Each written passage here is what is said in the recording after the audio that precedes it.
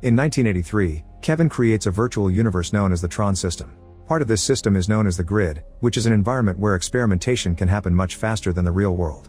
Kevin even manages to break his body down into digital information and transports it right into the grid. In 1989, Kevin mysteriously disappears after the death of his wife and leaves his fortune to his son Sam.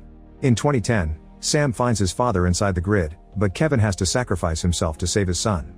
Now in 2025, the companies Encom and Dillinger Systems are fighting for control of the grid. Encom is currently run by sisters Eve and Tess because Sam resigned for personal reasons. The CEO of Dillinger Systems is Julian, who wants to restore the legacy of the Dillinger family. In the grid, a program named Ares is put through constant training. He fights all the programs that attack him at the same time and shows remarkable skill in defeating them all without any difficulties. One day, Ares wakes up to discover that his disk has received an upgrade. Suddenly a big face appears in front of him, introducing himself as Ares' creator. It turns out Ares was created by Julian to be security software for Dillinger Systems. Julian calls Ares his master control. That night Julian makes a special presentation for a group of investors. After everyone puts on safety glasses, an enormous device activates multiple lasers that build a tank in the middle of the room. This tank is fully armed and ready for war. Julian explains that it was designed in the grid and brought to life by the lasers, so this technology could arm a whole team in a few minutes. He also says that they could produce the soldiers themselves and opens the tank to reveal Ares, pointing out that he's super strong, fast, and intelligent. Ares is also proprietary and completely expendable, making him the ultimate soldier. He needs no water or food, and he doesn't bleed. If he's defeated during battle, Julian can just make another one. He also promises that advanced fail-safe mechanisms are in place to avoid losing control of him. At that moment some thunder can be heard and Ares does a quick scan to conclude that it'll rain soon, which makes everyone laugh. All the investors are very impressed by the presentation and look forward to working with Julian. After the investors leave, Ares goes outside and admires a firefly in the rain, since he never experienced nature before. Suddenly Ares and the tank dissolve on the spot, and it's revealed that programs can only last 29 minutes in the real world. Julian's mother Elizabeth warns him that deceiving the investors is a terrible idea, but Julian is certain that he can find the permanence code, which should allow programs to stay in the real world forever. Elizabeth reminds him that if he doesn't get a win in 6 months, the board will fire him. In Alaska, Eve arrives at a private station that was set up by Kevin and was later used by her sister Tess, who has died of cancer. Eve watches an encouraging message that Tess left her on the computer before she's joined by her friend Seth. Tess spent a lot of time searching for the permanence code in Kevin's old files, and now Eve and Seth will continue her mission.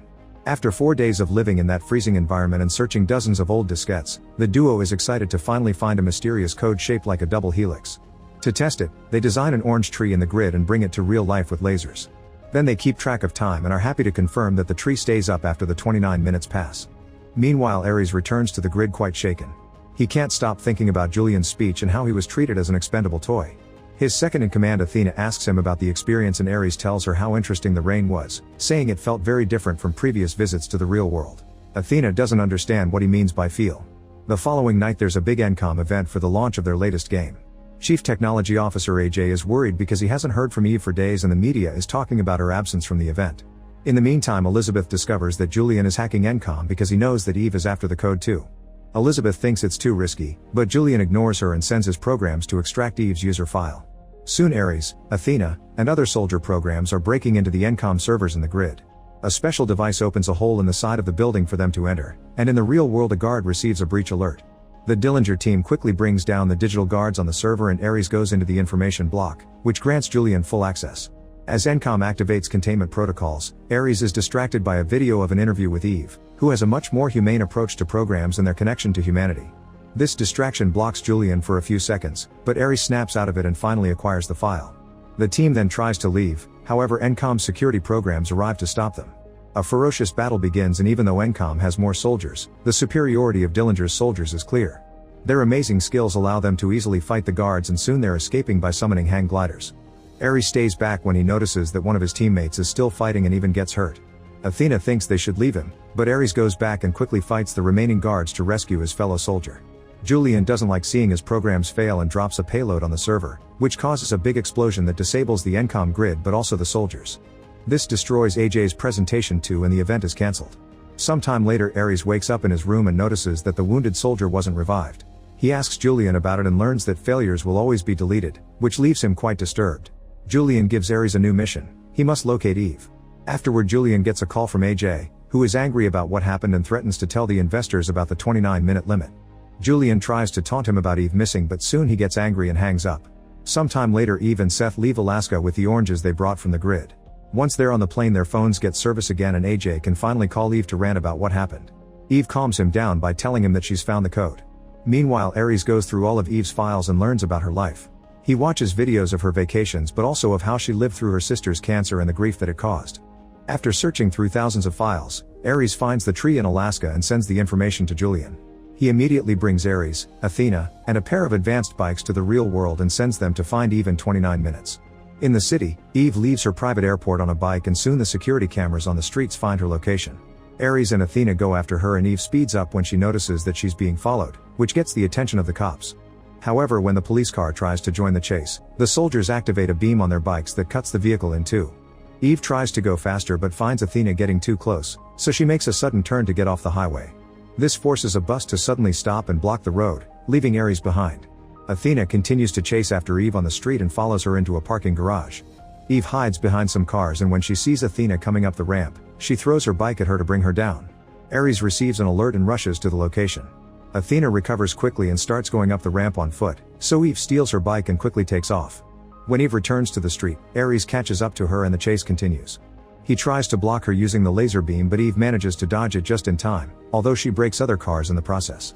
Ares is moving faster and finds the road blocked by a car with a baby, so he has to stop. This allows Eve to move ahead. Julian is following everything on his computer and isn't happy with his soldiers failing, so he sends out his men. After trying a bunch of buttons, Eve manages to activate the laser beam too. However, Ares knows how to dodge it and speeds up to drive side by side with her. Both of them avoid other drivers, but the beams cause accidents anyway. They start bumping into each other before they accidentally drive right through a gate and a pile of trash, which causes them both to crash.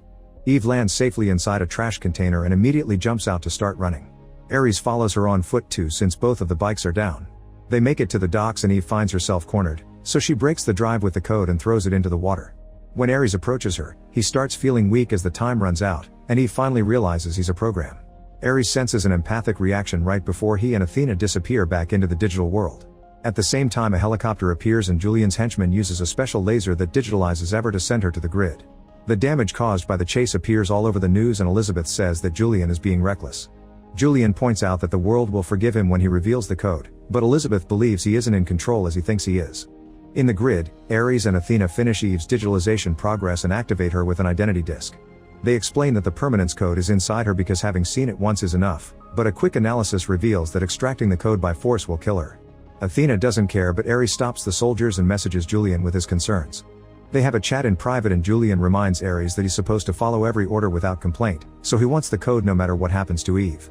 When Ares returns to the extraction room, he tells Athena that he couldn't talk to Julian because he's indisposed, so they'll hold the extraction until they receive new orders. Ares sends the programs away and Athena immediately contacts Julian to tell him that Ares is malfunctioning. Julian orders her to get the code and kill both Ares and Eve no matter what it takes. Meanwhile, Ares asks Eve who he should trust. Eve says that Julian can't be trusted because he considers everyone and everything to be expendable. At that moment, Athena returns with two soldiers who immediately get ready to attack. However, Ares drops his disc on the floor to open a hole that drops him and Eve on the outer grid. They hit many lights on their way down and end up landing in a dark liquid. Ares swims to her to grab her and uses a device to summon a bike that quickly gets them out of there. Athena realizes the duo is going to the transfer portal and sends out the drones. As they drive through the grid, Eve is amazed by all the lights and the coding. Ares explains that the transfer portal can send her back to the real world but he'll only help her if she shares the code. He promises he doesn't want to help Julian anymore, he wants the code for himself. Soon the drones catch up and activate the beams, so Ares puts up a special shield around the bike. After Ares makes a big jump that leaves the drones behind, Eve agrees to take his deal. When the drones catch up to them again, Ares uses his disc to damage the tunnel, causing the debris to fall on top of the drones. A big explosion goes off behind the duo, but Ares drives fast enough to avoid getting hit and they jump into the portal just in time. In the Dillinger offices, the laser device brings Ares and Eve to the real world. Julian sends out his men, but Ares easily brings them all down in seconds. Ignoring all of Julian's yelling, the duo steals a van and drives through a few gates to escape. Then a furious Julian brings Athena to the real world too, calling her the new Master Control. She's given a glider and a digitalizing gun to go after Eve and Ares. After Athena is gone, Elizabeth slaps Julian. On the road, Eve tells Ares that she found the code in Kevin's files, so there should be a copy in Kevin's old system. However, Ares doesn't think they'll make it to the ENCOM offices in 29 minutes in this old van, not to mention they'll need a digitalizing gun. Eve stops at a gas station and convinces the clerk to lend her his phone by showing him her photograph in a magazine.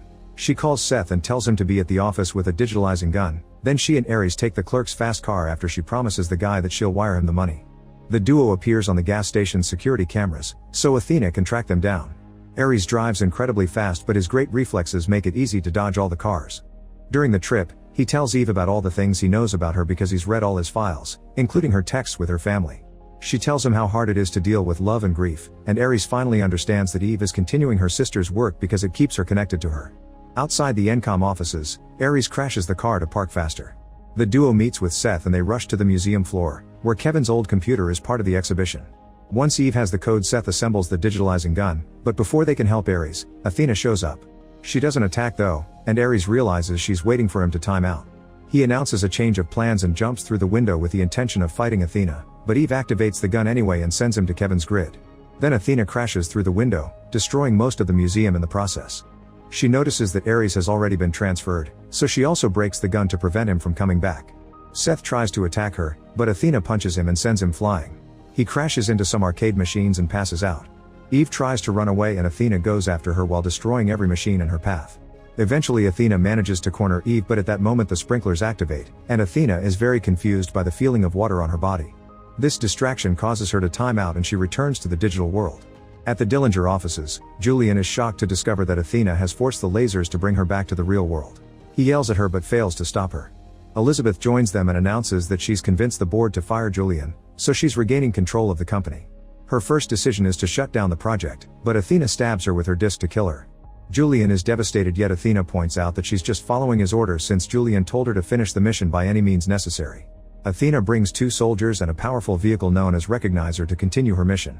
Julian rushes to a computer and tries to override the system to no avail. In the Encom offices, AJ is shocked to see all the destruction.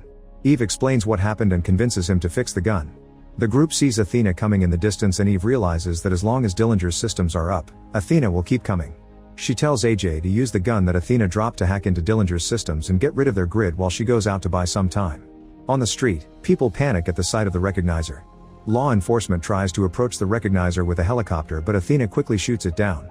Soon the military shows up in jets, however they're also brought down in seconds. Eve is running through the streets, so Athena sends out a bunch of tracking missiles to find her.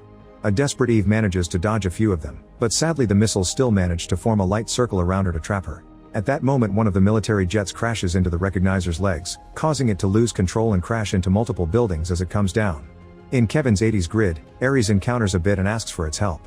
The bit makes an old-style bike appear and guides Ares to a secret area where he meets a program manifestation of Kevin.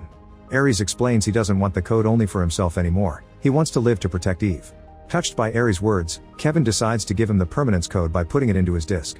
Ares then uses the disc to step into a ray of light that takes him to Kevin's old basement. In the city, Athena leaves the Recognizer in a tank and quickly captures Eve. With only a few minutes left, Athena drives through every vehicle in her way to move faster. Suddenly Ares appears in the middle of the road and his suit glows in new colors to indicate he's free now. He throws his disc at the tank and makes it lose control. It crashes and comes apart as several cars crash nearby. Ares checks on Eve and confirms she's fine. Athena soon reappears with 2 soldier programs and they start fighting Ares together. It's hard for him to fight programs that are on his level, but he at least manages to bring down the 2 soldiers, losing his disc in the process. Sadly the fight leaves him weak and he's overpowered by Athena. When she's about to kill him, Eve throws the disc back to Ares and he blocks Athena's attack just in time. Athena and Ares continue to fight on the street, and this time Ares has the upper hand. He cuts off Athena's hand and gets ready to end her, but at that moment AJ hacks into the Dillinger system and destroys their grid. The missiles start falling around the city and Ares holds Athena as she comes apart, turning into nothing but dust. Afterward Ares tells Eve that the grid needs her and he disappears before the police cars arrive. Later the media covers the incident and Dillinger Systems is already seen as the culprit. The police surround the Dillinger offices, so Julian activates the lasers and sends himself to the grid before they can arrest him. As weeks pass, Eve uses the permanence code to help humanity by bringing food and medicine to the real world at just the push of a button. One day she receives a postcard from Ares that reveals he's traveling the world in search of Sam and Cora, the only other program who ever escaped the grid. In the remains of the Dillinger grid, Julian finds a disc that used to belong to his grandfather. When he grabs it, his body is covered by armor.